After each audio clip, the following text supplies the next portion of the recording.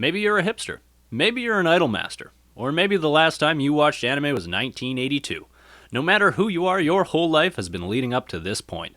You want to watch Macross, but you have so many questions. Like, what even is Macross? It's not on Crunchyroll. Da fuck? Who is Robotech? Where do I start? How can Zero come after 7? Despite the Macross series' long-running narrative, which literally spans generations, a few things never change. So what makes Macross? Transforming fighter planes, the power of music, and most importantly, love triangles. It is my goal with this video series to put together a beginner's guide to the universe so you can hop in at any point and have a good time.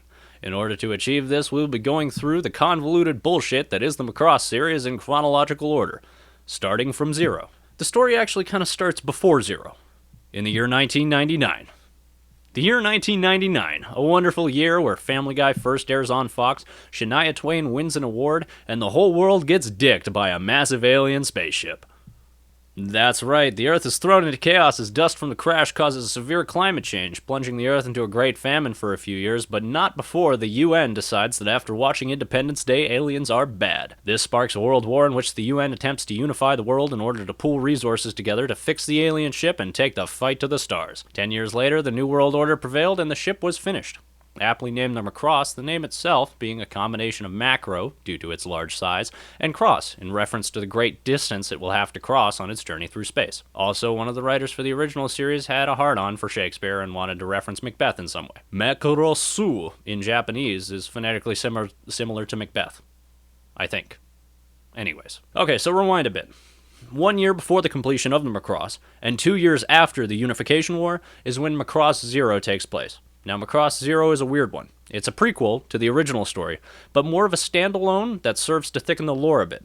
Set in 2008, it was released in 2002 as part of a 5-part OVA series to celebrate the 20th anniversary of the original show. Holy shit. It shows us the genesis and early implementation of the Valkyrie jets, the things that transform, and it does a good job of setting the stage and introducing us to the original anime playboy, Roy Fokker. Major Roy Fokker, ace pilot of the Unification Wars. Somewhere in the Pacific, a fleet of UN ships are heading to a remote chain of islands to retrieve what they believe to be an ancient artifact. They are then intercepted by anti-UN forces, which are after the same artifact. Our main character for the series, Shin, is shot down in a dogfight involving the anti-UN forces' experimental Valkyrie jet. He crash lands on an island where the locals nurse him back to health, and we get to kick off the French's first chronological love triangle. Whoop whoop! But with only 5 episodes, the romantic subplot takes a backseat in this series and is rather used as a tool to explore the ancient mythology of the island, I think.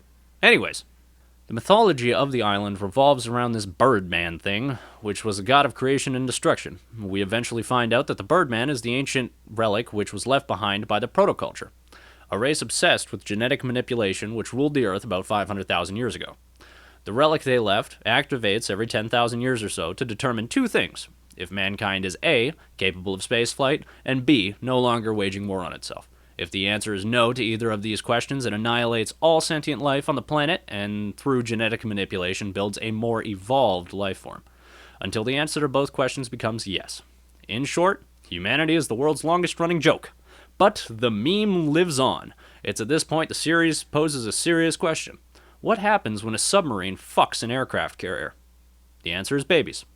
Lots of little interracial submarine aircraft carrier babies. I think. Anyways, Fokker lives to fuck another day, Shin's main love interest gets sucked into the Birdman, and Shin, Pocahontas, and the Birdman all disappear into fold space. The end. To be continued in part 2.